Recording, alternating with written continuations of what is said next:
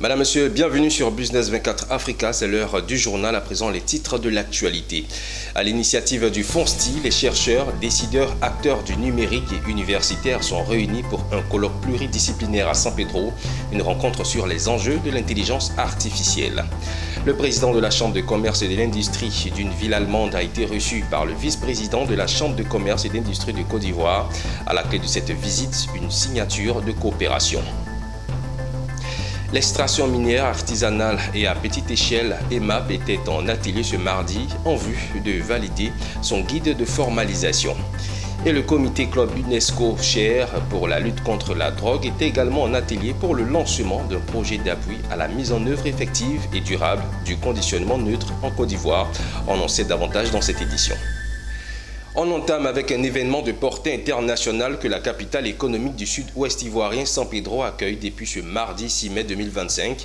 À l'initiative du FONSTI, les chercheurs, décideurs, acteurs du numérique et universitaires sont réunis pour un colloque pluridisciplinaire autour d'un thème central, l'Afrique à l'ère de l'intelligence artificielle, enjeux et défis pour un développement durable et inclusif. Durant 4 jours, les participants échangeront sur les perspectives de l'intelligence artificielle pour le continent africain dans des domaines aussi variés que l'agriculture, la santé, l'environnement, la gouvernance et l'éducation. On en sait davantage avec nos envoyés spéciaux, Koné Nanorgo, Richard Akeke et Abel Kouao. À l'Université polytechnique de San Pedro, les rideaux se lèvent sur la 3e édition du colloque international pluridisciplinaire du FONSTI consacré à l'intelligence artificielle. Véritable laboratoire d'idées, cette édition rassemble des participants venus de 19 pays, parmi lesquels l'Allemagne, les États-Unis, la Chine, la Russie ou encore le Maroc, sans oublier les universités publiques ivoiriennes et africaines. Un colloque qui arrive à point nommé selon le professeur Meke Meïté, président du comité scientifique et président de l'université de San Pedro, d'autant plus que le continent ne compte que 179 data centers. Il insiste sur la nécessité d'un équilibre entre apprentissage virtuel et pratique, pour une intelligence artificielle ancrée dans les réalités africaines. Un sommet s'est tenu le mois dernier à Kigali et ce sommet laisse entendre que l'Afrique ne dispose que de 179 data centers, avec un quart pour la seule Afrique du Sud, comparé aux 450 data centers de la Chine, aux 1200 de l'Europe, aux 5000 des États-Unis. Vous voyez que l'écart est très grand. À partir de ces chiffres, on peut comprendre aisément quels enjeux de ce colloque pour notre continent. Le secrétaire général du Fonds pour la science, la technologie et l'innovation, FONSTI, voit en cette rencontre un véritable levier. Le colloque se veut critique, prospectif et inclusif. L'intelligence artificielle ne représente pas uniquement une avancée technologique. Elle reconfigure en profondeur les logiques de production. Le savoir, elle bouleverse les équilibres socio-économiques, elle questionne les rapports de pouvoir et interpelle nos fondements éthiques les plus essentiels.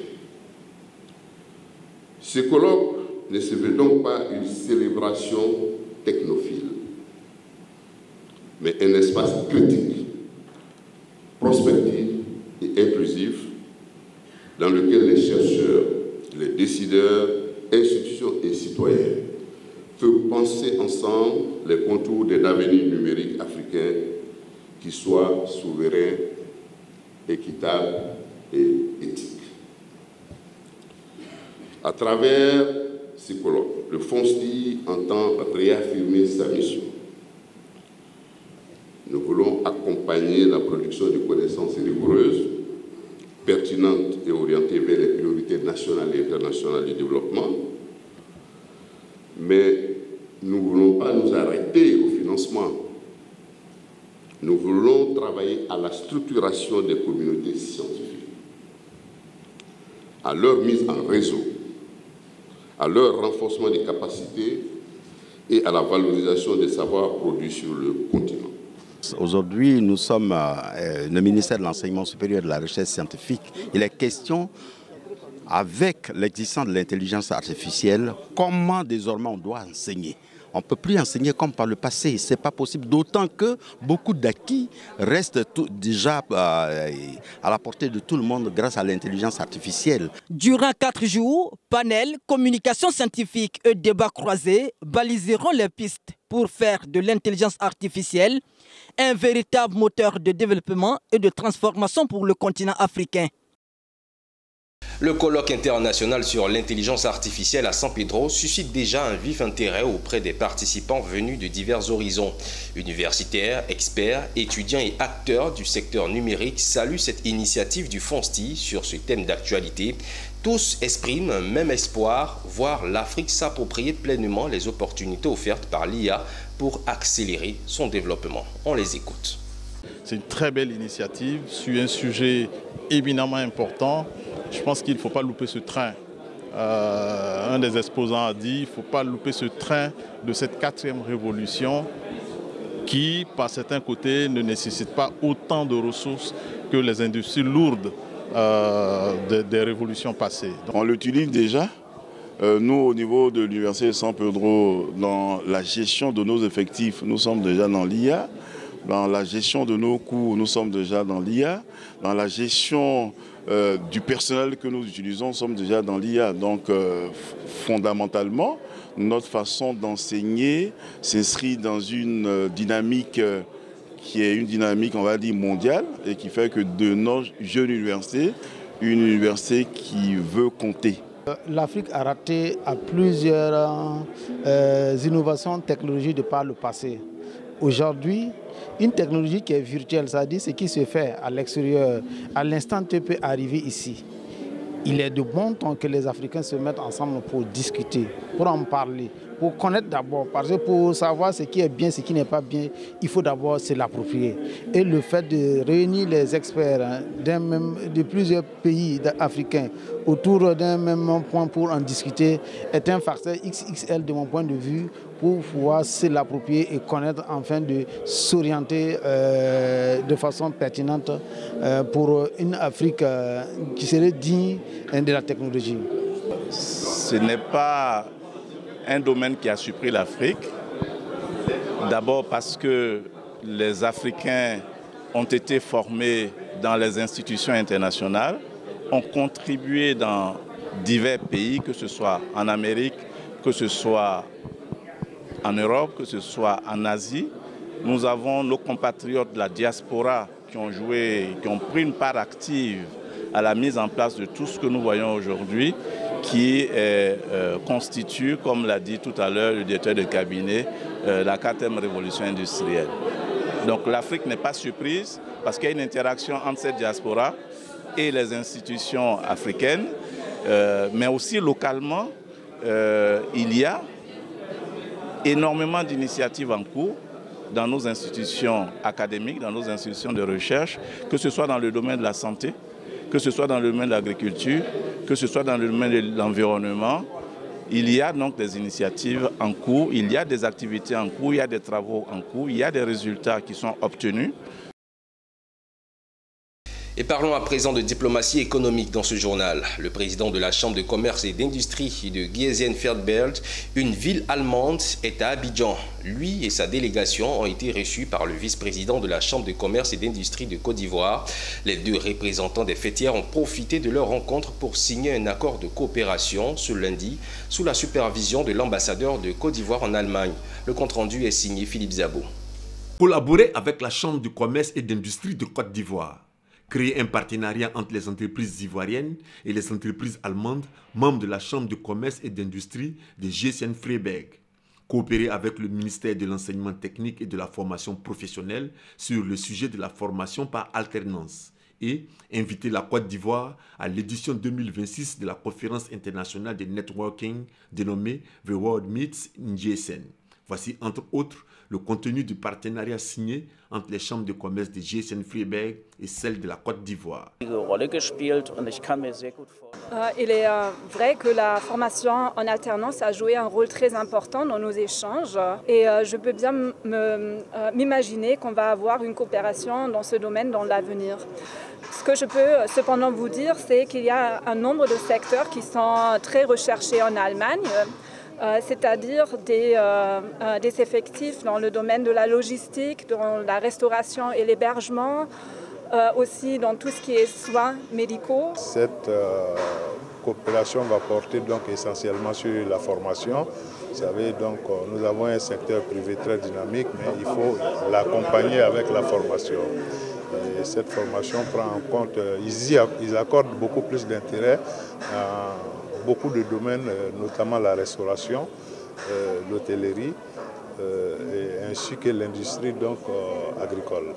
Ce partenariat qui se profile à l'horizon est le fruit de l'ambassadeur de Côte d'Ivoire en Allemagne. Les Allemands qui aujourd'hui constituent un modèle ont toujours misé sur le secteur privé. Il faut savoir qu'en Allemagne, il y a au moins 3 millions de petites et moyennes entreprises qui constituent franchement de l'économie allemande. Donc on se disait qu'en ma qualité de représentant de la Côte d'Ivoire sur place en Allemagne, le chef de l'État m'a demandé de faire venir le secteur privé allemand ici en Côte d'Ivoire, afin de faire bénéficier l'expérience allemande à la Côte d'Ivoire. La Chambre de commerce et d'industrie de GSN-Freiberg existe depuis 1872. Elle est forte de 45 000 entreprises qui exercent dans tous les secteurs d'activité. Avec pour objectif de présenter et valider son guide d'aide à la formalisation, l'extraction minière, artisanale et à petite échelle, EMAP était en atelier. Une assise en vue de permettre aux participants de suivre des travaux de groupe, les synthèses, des observations et des contributions. D'autres précisions avec Alani Toua. Depuis le 25 avril 2023, le projet Planète Gold Côte d'Ivoire est exécuté dans 5 localités du pays par les agences d'exécution. Dans le cadre d'un processus andragogique, ce guide a fait l'objet de prime abord d'une première révision par des parties prenantes. Aujourd'hui, nous venons de lancer l'atelier de validation du guide de formalisation des exploitations minières artisanales et à petite échelle. C'est un processus qui a été conduit depuis l'année dernière et qui nous permettra donc de mettre à la disposition des artisans miniers un guide avec toutes les bonnes pratiques pour leur permettre d'exercer leur activité sans utiliser le mercure, voire diminuer l'utilisation du mercure afin d'améliorer donc l'environnement global, c'est-à-dire que l'écosystème dans lequel ils exercent leur activité et aussi protéger l'homme qui exerce cette activité dans ce milieu-là. Voilà à peu près ce que nous venons de faire ce jour et nous attendons à la fin de la journée pour que ce document important qui est attendu par le ministre Jacques Assaoré-Kona, ministre de l'Environnement, du Développement durable et de la Transition écologique, pour lui permettre donc d'avoir un impact important sur le développement de ce secteur minier et artisanal. Pour rappel, en vue d'une adoption nationale et une appropriation efficace de ce guide, une mission de consultation et de recueil des avis des parties prenantes locales a été effectuée du 19 au 26 mars dernier dans les sous-préfectures des localités cibles du projet. Et parlons distinction à présent. Le PDG de l'entreprise immobilière Chimenter, Yamoussa Koulibaly, a reçu son diplôme de doctorat honoris causa le samedi dernier à Abidjan au cours d'une cérémonie de célébration de mérite. Ce doctorat honorifique décerné par l'Université de Californie aux États-Unis récompense son expérience professionnelle, sa contribution au développement et l'impact de ses actions en Côte d'Ivoire et dans le monde. Le récit de Walter Kofi. De la rigueur et de l'ardeur dans le travail ont valu à cet acteur de l'immobilier ivoirien le titre de docteur honoris causa. Yamoussa Koulibaly, PDG de Challenge Immobilier International, a reçu le titre honorifique décerné par une université de Californie aux États-Unis. Une récompense pour son expérience professionnelle, sa contribution au développement et son impact social, un prix qu'il a dédié à toute son équipe. C'est un sentiment de fierté, de devoir accompli, mais un devoir accompli avec d'abord mes collaborateurs, en première position mon épouse qui est chargée des missions même de la boîte, le DCM, le DCA, la DAF, la DICOM, en fait toute l'équipe de Chimenter que je voudrais saluer ici pour le travail abattu depuis des années. En plus de cette distinction, Yamoussa Koulibaly, aussi vice-président de la Chambre nationale des promoteurs et constructeurs agréés de Côte d'Ivoire, a glané 2 autres super prix lors de cette soirée de distinction. Grâce à son expérience, il entend apporter une solution à l'épineux problème de financement des projets. Aujourd'hui, depuis que nous avons été cooptés comme vice-président de la Chambre des promoteurs et constructeurs agréés de Côte d'Ivoire, CNPCCI, nous avons réfléchi et nous avons vu que le problème essentiel de l'entrepreneuriat, surtout dans le domaine du foncier et de l'immobilier en Côte d'Ivoire, c'est le financement. Et donc nous avons réfléchi, nous avons travaillé avec une banque de la place et aujourd'hui nous travaillons à constituer un fonds d'investissement avec les moyens fournis par les différentes entreprises. Nous avons eu l'honneur de voir que nous avons eu à notre sein un docteur, le docteur Yamoussa, quand même, qui a été l'un des précurseurs dans le domaine de l'aménagement du foncier et qui est un modèle pour beaucoup de jeunes. S'il a été élevé au grade de docteur, nous ne pouvons que le remercier. Notons que ces distinctions ont été obtenues lors de la 25e édition de la soirée de l'excellence des acteurs du développement et de l'émergence, qui a vu la distinction de plusieurs autres acteurs ivoiriens et africains. Et ouvrons une page santé. Le comité Club UNESCO universitaire pour la lutte contre la drogue et autres pandémies a organisé en partenariat avec le réseau des ONG actives pour le contrôle du tabac en Côte d'Ivoire un atelier sur le lancement du projet d'appui à la mise en œuvre effective et durable du conditionnement neutre en Côte d'Ivoire. La rencontre a eu lieu le jeudi dernier en présence de Denis Bogo. Les acteurs engagés dans la lutte anti-tabac et dans la promotion de la santé et du bien-être de la population ivoirienne ont organisé un atelier sur le projet d'appui à la mise en œuvre effective et durable du conditionnement neutre en Côte d'Ivoire. L'objectif est de réduire l'attractivité du tabac et d'empêcher le renouvellement des générations de fumeurs. À l'occasion, les ONG ont plaidé pour l'application de décrets et arrêtés pris pour la lutte anti-tabac en Côte d'Ivoire. Aujourd'hui, pour nous, ministère de la Santé, c'est d'informer tous les acteurs sur le conditionnement neutre, surtout la population, pour que, in fine, le contrôle, l'inspection sur le terrain de tous les paquets, l'utilisateur même, puisse savoir que ce paquet qui est vendu en Côte d'Ivoire porte le conditionnement neutre, avec tout ce qu'il faut comme critères et caractéristiques sur le conditionnement. Donc, dans cette mise en œuvre, il y aura une série d'activités. Le PNLTA est un programme qui coordonne les activités de lutte contre le tabagisme, l'alcoolisme, la toxicomanie et toute autre addiction sur l'ensemble du territoire pour réduire la morbidité et la mortalité liées à ces addictions par des activités de type promotionnel, préventif, curatif et de recherche. Poursuivons toujours en santé. À l'occasion de la journée mondiale de l'hygiène des mains, l'Institut national d'hygiène publique était en mission de sensibilisation auprès de la population sur l'importance de l'hygiène des mains. Cette initiative vise à promouvoir de bonnes pratiques d'hygiène afin de réduire la transmission des maladies d'origine alimentaire, particulièrement celles dues aux mains sales. Sandrine Kwame pour plus de précisions. Des mains propres pour une alimentation saine et une santé optimale. Tel est le thème de cette journée de sensibilisation à l'hygiène des mains organisée par l'Institut national de l'hygiène publique ce lundi 5 mai 2025, une date dédiée justement à la journée mondiale de l'hygiène des mains. Les populations notamment concernées de près ou de loin par l'hygiène des mains ont assisté à une démonstration des étapes du lavage des mains, un geste simple mais essentiel pour prévenir les infections ainsi que les maladies d'origine alimentaire. Nous devons tous adopter et promouvoir cette habitude simple, se laver les mains régulièrement avec de l'eau propre et du savon, notamment avant de manipuler les aliments, après les toilettes et après avoir manipulé des déchets ou des animaux, et après toute activité pouvant exposer les mains à des germes. Les maladies d'origine alimentaire font énormément de dégâts. Nous avons une recrudescence des toxines-infections alimentaires.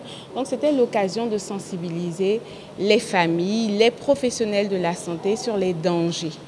Et aussi c'était l'occasion de leur montrer le lien entre la mauvaise hygiène et le statut nutritionnel. Déjà, il faut savoir que se laver les mains, ce n'est pas juste se mouiller les mains, mais c'est juste connaître les étapes du lavage des mains. Il y en a jusqu'à 10. Il y a le timing du lavage des mains et il y a plusieurs idées qu'il faut donner aux populations pour leur permettre de savoir comment se laver les mains et à quel moment se laver les mains. Selon l'OMS, près de 600 millions de cas de maladies d'origine alimentaire sont recensés chaque année dans le monde. Environ 420 000 décès sont liés à de mauvaises pratiques d'hygiène, notamment des mains contaminées. Pour l'année 2023, la Côte d'Ivoire a enregistré 196 cas, dont 29 décès.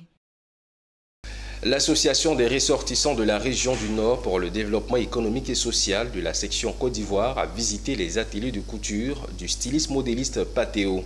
Ce 1er mai à Abidjan, cette visite de la délégation de l'ADSI en présence du président Salif Ouedraogo dans les ateliers Patéo, à cette date dédiée à la fête du travail, vise à célébrer le courage et l'abnégation de ce styliste africain qui a su imposer la marque de son travail dans le monde entier. Il est depuis le 12 avril dernier président de la section Côte d'Ivoire de l'Association des ressortissants de la région du nord du Burkina pour le développement économique et social, ADS Nord. Pour sa première sortie, c'est cet atelier qu'il a choisi, celui de Patéo, atelier et boutique, ici, dans la commune de Trècheville, puis à la Riviera Triangle, au siège musée nouvellement inauguré de ce célèbre styliste dont l'art défie le temps. C'est une journée immersion de l'ADS Nord chez Patéo. Un des axes les plus importants de notre association, de notre programme, c'est de mettre en valeur les ressortissants du Burkina Faso résidant en Côte d'Ivoire. Et donc dans cette mise en valeur, les réussites sont des exemples parlants. C'est des écoles vivantes. Nous comptons vraiment en faire un axe important de notre mandat, aller vers nos compatriotes parce qu'on nous connaît sauf économiquement. L'ADS Côte d'Ivoire, au plus haut niveau dans les boutiques et ateliers Made in Patéo, le créateur n'est que heureux. J'ai eu l'esprit, l'idée de contacter les Burkinabés qui semblent, à leurs yeux, semblent être des gens qui se sont battus. Je pense qu'ils veulent aussi aller de l'avant. Je crois que l'idée, c'est d'aller de l'avant, c'est réunir tout le monde pour que tout le monde puisse être aussi, regarder le droit vers l'avant.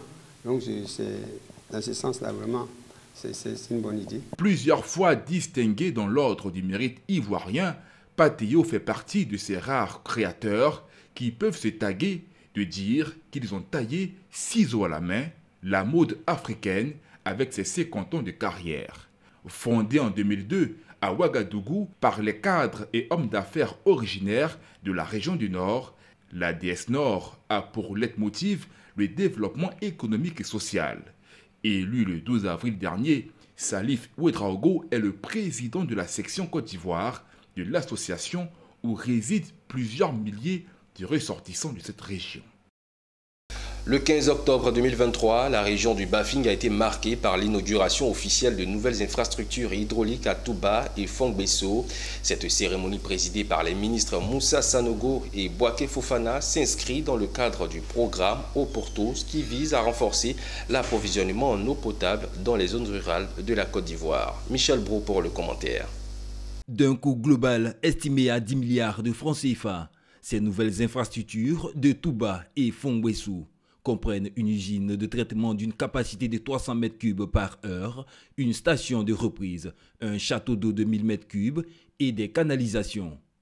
Issu du programme Eau pour tous, ce projet a pour objectif de garantir un approvisionnement en eau potable durable et de prévenir les pénuries d'eau jusqu'en 2045. Le ministre Boaké Fofana a souligné que ce projet s'inscrit dans une vision plus large du gouvernement.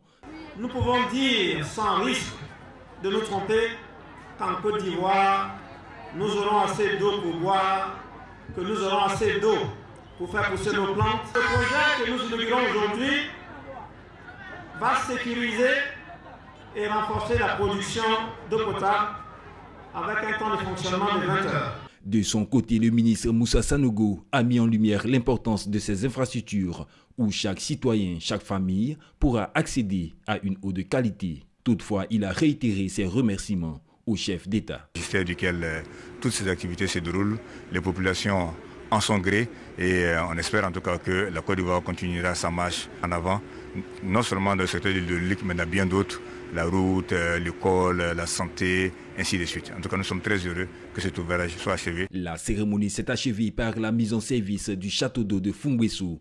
Avec une capacité de 50 m3, il dispose d'un forage de 7 m3 par heure pour une distribution plus efficiente en eau potable jusqu'en 2037. Plusieurs enfants en âge d'aller à l'école dans le village de Séréoudé, dans la sous-préfecture de Bandoukou, sont sans extrait d'acte de naissance. Certains même, en classe d'examen de CM2, n'ont pas ce document administratif important pour justifier leur existence. Afin de sensibiliser les parents de cette localité sur l'importance de ce document administratif d'une extrême importance, la radio 100 ans de Bandoukou et la mutuelle des cadres du village ont organisé une émission publique pour expliquer le bien fondé de ce papier significatif pour la vie d'un être humain. Et on voit tout cela avec Anissé Kouadio. À 12 km de Bandoukou se trouve le village de Séréoudé. Ce mercredi matin, les meilleurs élèves des 2 premiers trimestres sont distingués. Plusieurs parmi eux n'ont pas d'extrait d'acte de naissance, notamment pour ces élèves de classe de CM2 qui leur permettront d'aller sereinement aux examens, d'entrer en 6e en fin d'année. Parmi eux, l'élève Adja Pauline. Je ne sais même pas comment faire mes examens, parce que je n'ai même pas de papier. Quand je vais aller en 6e, je veux que mes parents fassent mes papiers. Plusieurs élèves brillants, excellents, ont dû quitter le cursus scolaire, faute d'extrait d'acte de naissance, ce qui constitue un cri de cœur pour les enseignants du village. À cause de ce problème d'extrait-là, il y a certains de nos très bons élèves brillants qui n'ont pas pu composer. Faute d'extrait, donc l'intelligence, ça n'a servi finalement à rien. Afin de sensibiliser les populations, les Séréoudé a établi des documents administratifs pour leurs enfants. La radio locale de Bandoukou, Radio Zanzan, a initié une émission publique dénommée la Radio Village. Objectif, stimuler les enfants à performer dans le domaine scolaire, mais aussi sensibiliser les parents à pouvoir établir des documents administratifs pour les tout-petits. Interpeller tous nos parents à vraiment prendre au sérieux ce phénomène d'extrait de naissance de vos enfants.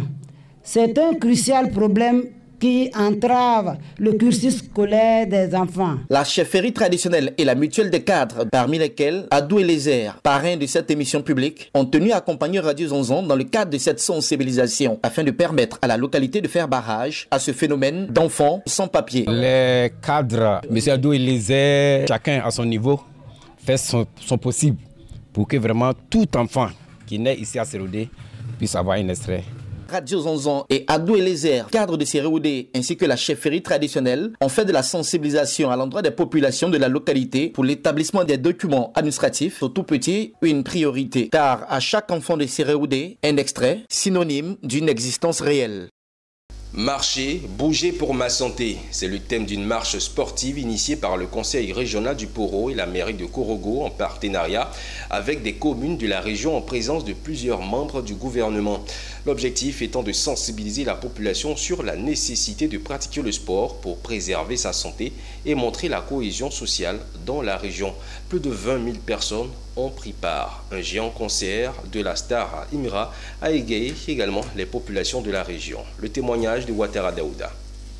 Promouvoir la pratique sportive comme un pilier essentiel d'une bonne santé. C'est tout le sens de cette gigantesque marche blanche dans les rues de Korogo, initiée par le conseil régional du Poro et la mairie de Korogo. En pleine communion avec une foule compacte, de la population locale. Plusieurs membres du gouvernement ont participé à cette marche sensibilisant sur les nombreux bienfaits de l'activité physique. Nous avons marché pour avoir la santé. On nous dit pour avoir la santé, il faut faire le sport. Nous avons fait aujourd'hui le sport, plus de 9 km à pied, dans la chanson, dans l'ambiance, pour avoir la santé. Nous souhaitons que ces initiatives-là soient pérennisées pour que la population puisse se frotter. Ça renforce encore la cohésion entre les fils et les filles de Korogo. Vous avez vu l'expérience. Regardez, 9 km. Vraiment, où il y a le ministre dans forme comme ça. Regardez le directeur cabinet du ministre. Quand vous avez dit qu'on est fort, regardez, vous voyez. Le sport c'est la santé c'est le sport. Le sport c'est la santé, le sport c'est la santé. Bravo, bravo, merci. Je voudrais féliciter les initiateurs, le ministre Fidel Sarasoro, le maire de la commune et les maires de la région du Koro et toutes les populations de Korogo, toutes les familles, parce que dans cette marche, j'ai vu les mamans, j'ai vu les papas, j'ai vu les jeunes et comme le disait le ministre de la Santé, le sport c'est la santé. Dans la soirée, la star de la musique ivoirienne, Imran, a enflammé le public lors d'un concert qui s'est tenu dans le prestigieux stade Amadou Gon Coulibaly de Korogo, rempli à pleine capacité. Une importante campagne de dépistage gratuit de l'hypertension, du diabète, du paludisme et des maladies rénales a été organisée dans divers lieux stratégiques de la ville de Korogo. Et c'est ici que nous mettons un terme à cette édition. Merci à vous de l'avoir suivi. Nos programmes se poursuivent sur la télé utile.